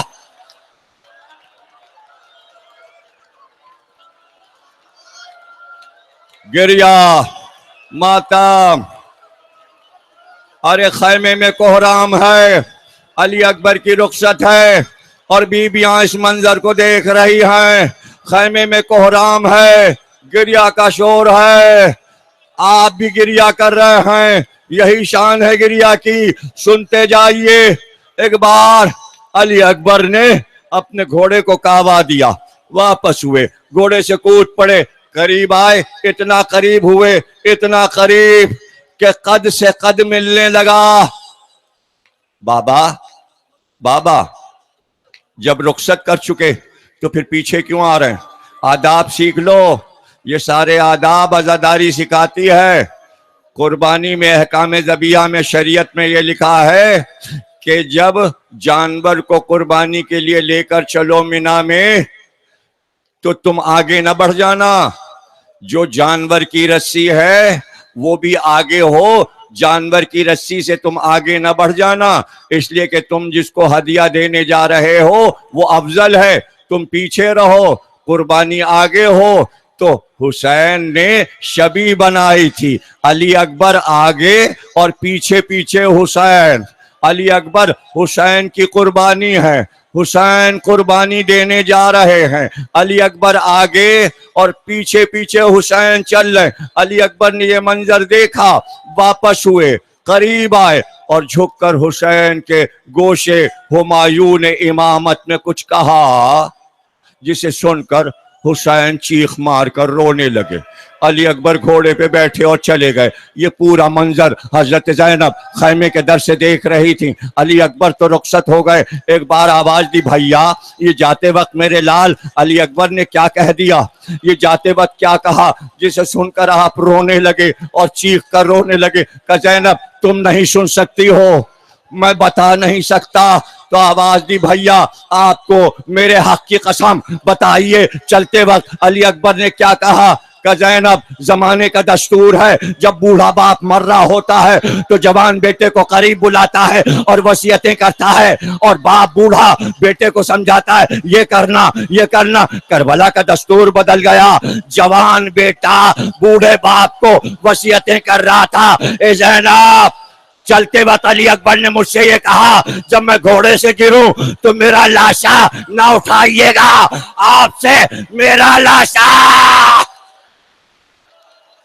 اور پھر آخر میں یہ کہہ رہا تھا کہ میری ماں غیر گھرانے کی ہے، میری ماں کی چادر کا خیال رکھیے گا۔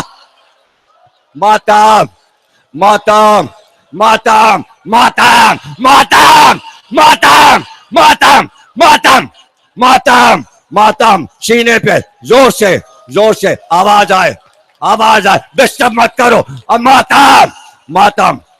ہائے علی اکبرم، وائے علی اکبرم، ہائے علی اکبرم، وائے علی اکبرم۔ حسین تناب کو تھام کر کھڑے ہو گئے، علی اکبر کی لڑائی دیکھنے لگے، سب علی اکبر کی جنگ دیکھ رہے تھے، ملائکہ عرش سے دیکھ رہے تھے، لیکن ام لیلہ اور زینب حسین کے چہرے کو، بیویاں حسین کے چہرے کو، ایک بار حسین کے چہرے پر تشویش کے آثار آئے۔ زینب نے پوچھا کیا بات ہے، ماں نے پوچھا علی اکبر کی کیا بات ہے، کہا کیا بتائیں ام لیلہ، ایک پہلوان علی اکبر سے لڑنے آیا ہے، رومی پہلوان لڑنے آیا ہے۔ کہا تو تشویش کی کیا بات ہے، آپ کا بیٹا ہے، علی کا پوتا ہے، آپ کا بیٹا بہادر ہے۔ کہاں ام لیلہ میں جانتا ہوں میرا علی اکبر بہت بہادر ہے، لیکن وہ پہلوان جو آیا ہے وہ شیر ہے، وہ پانی پی کے آیا ہے، وہ کھانا کھا کر میرا علی اکبر 3 دن کا پیاسا ہے۔ ماتم ماتم ماتم ماتم۔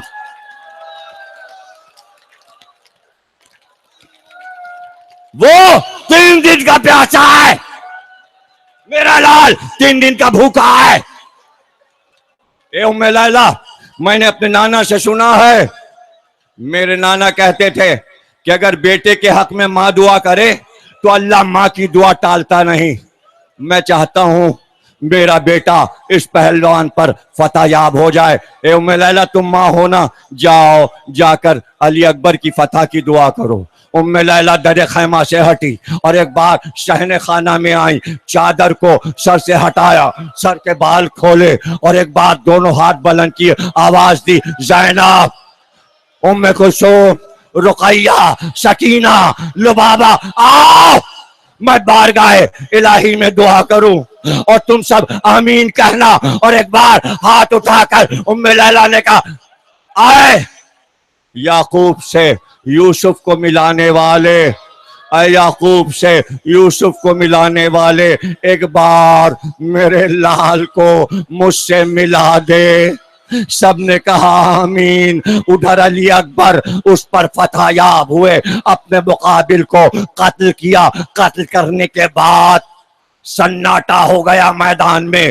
کسی کی ہمت نہیں تھی کہ جو علی اکبر کے قریب آ سکے. بہت شجاعت سے لڑ چکے تھے علی اکبر. ایک بار علی اکبر نے اپنے گھوڑے کو موڑا, کعبہ دیا اور واپس خیمے کی طرف آئے. حسین آگے بڑھ گئے, علی اکبر گھوڑے سے کودے, قریب آئے. کہا بابا آپ نے میری لڑائی دیکھی, آپ نے میری جنگ دیکھی, کیسا لڑا میں؟ کہا ہاں علی اکبر میں جنگ دیکھ رہا تھا, تم نے تو میرے بابا کی لڑائی, خیبر و خندق کی لڑائی یاد دلا دی. ایسا لگ رہا تھا جیسے میدان میں علی لڑ رہے ہوں, اس طرح شجاعت سے لڑ رہے تھے. بس اس کے بعد اتنا کہا, بابا ایک جامع آت کی سبیل. علی اکبر بہت پیاسا ہے تو رو کے گردن جھکا کر کہا, علی اکبر پانی فرات سامنے, دریا سامنے, مگر علی اکبر ہم پانی نہیں پلا سکتے.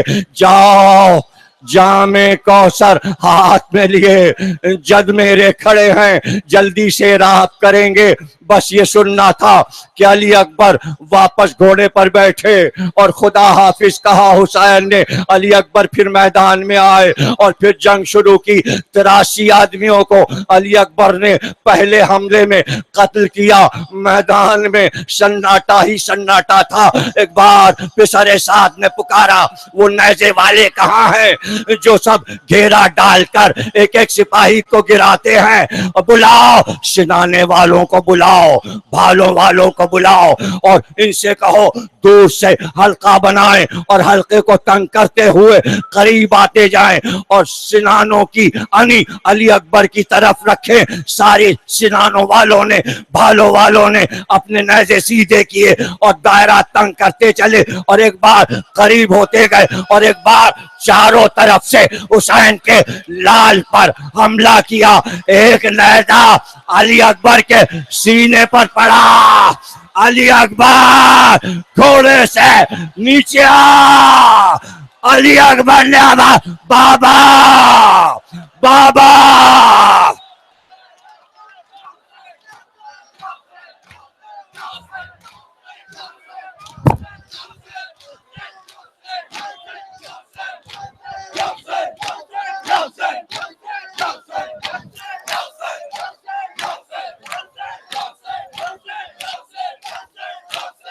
ماتمی جتنے ہیں یا ماتمی سارے حلقہ بنائیں. نقی بھائی ابھی 9 پڑھیں گے. سارے ماتمی حلقہ بناؤ.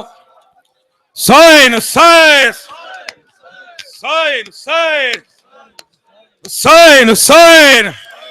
اکبر علی اکبر, اکبر علی اکبر, اکبر علی اکبر,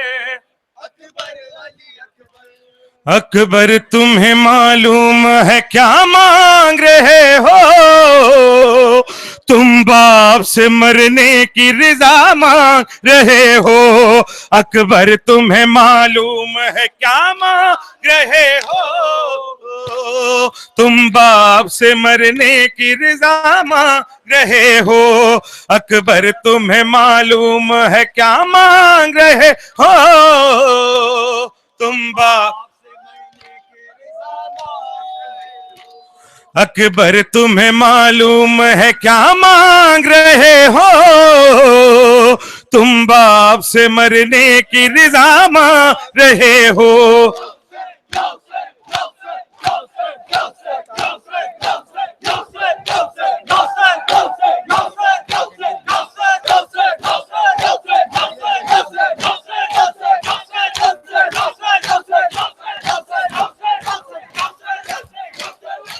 ہر باپ کا پیری میں ایسا ہوتا ہے بیٹا, ہر باپ کا پیری میں ایسا ہوتا ہے بیٹا. مر جاتا ہے وہ جس کا جدا ہوتا ہے بیٹا, مر جاتا ہے وہ جس کا جدا ہوتا ہے بیٹا. تم میری ضعیفی کا عصا مانگ رہے ہو, تم باپ سے مرنے کی رضا.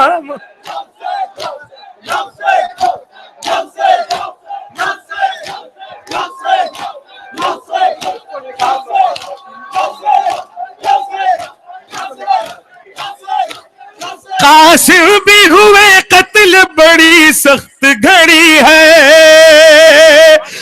قاسم بھی ہوئے قتل بڑی سخت گھڑی ہے عباس کے مرنے سے کمر ٹوٹ گئی ہے عباس کے مرنے سے کمر ٹوٹ گئی ہے بابا کے لیے زخم نیا مانگ رہے ہو تم باپ سے مرنے کی رضا مانگ رہے ہو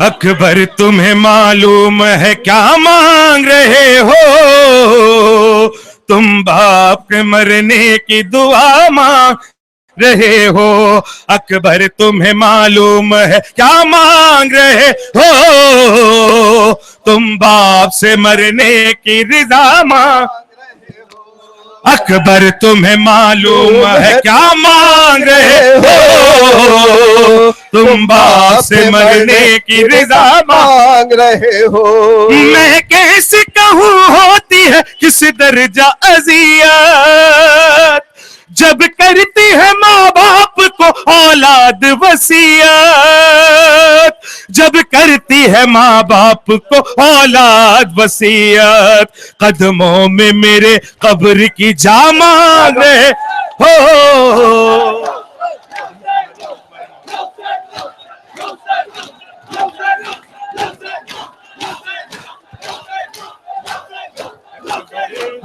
اکبر علی اکبر اکبر علی اکبر اکبر علی اکبر اکبر علی اکبر اکبر علی اکبر صفے بناؤ سب سارے ماتمدار صفے بناؤ تابوت ابھی واپس آئے گا اور یہاں ماتم ہوگا سب صفے بناؤ اکبر علی اکبر اکبر علی جتنا کھل کے پرسہ دے سکتے ہیں دے دیں اکبر علی اکبر اکبر علی اکبر اکبر علی اکبر اکبر علی اکبر اکبر علی اکبر اکبر علی اکبر اکبر علی اکبر سینے پہ ہاتھ مار کے تمام مومنی اکبر علی اکبر اکبر علی اکبر اکبر علی اکبر اکبر علی اکبر اکبر علی اکبر یا حسین یا حسین یا حسین یا حسین یا حسین یا حسین یا حسین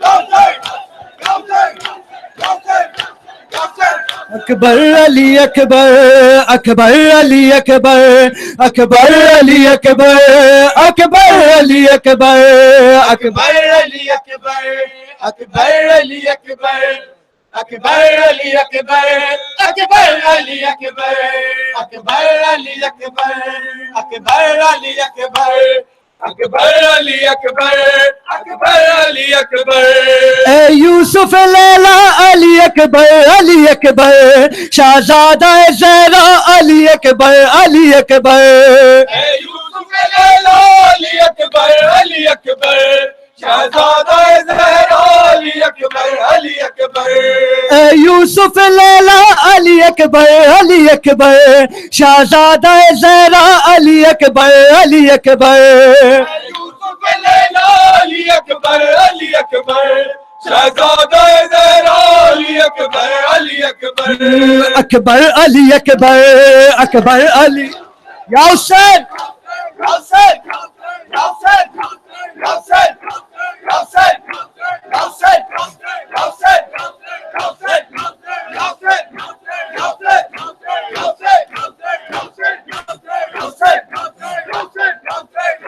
ہاں شبیر کے پیارے تھے زینب کے دلارے تھے جب اذن وغا لے کر میدان کو سدارے تھے میدان کو سدارے تھے میدان کو سدارے تھے شبیر کے پیارے تھے زینب کے دلارے تھے جب اذن وغا لے کر میدان کو سدارے تھے میدان کو سدارے تھے میدان کو سدارے تھے رونے لگے مولا علی اکبر علی اکبر یا حسین یا حسین یا حسین یا حسین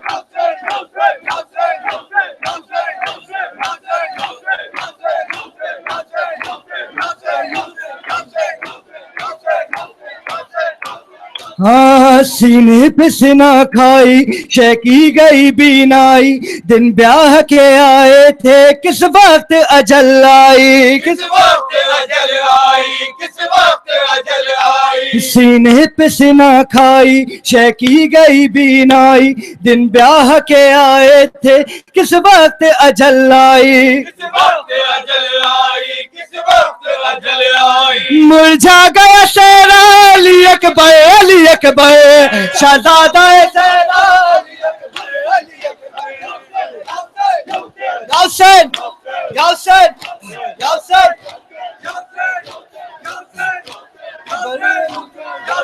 اکبر علی اکبر اکبر علی اکبر اکبر علی اکبر اکبر علی اکبر اکبر علی اکبر اکبر علی اکبر اکبر علی اکبر 18 برس جس نے ارمانوں سے پالا تھا جس چشم تمنا میں تم سے ہی اجالا تھا تم سے ہی اجالا تھا تم سے ہی اجالا تھا اب ہے اندھیرا علی اکبر یا حسین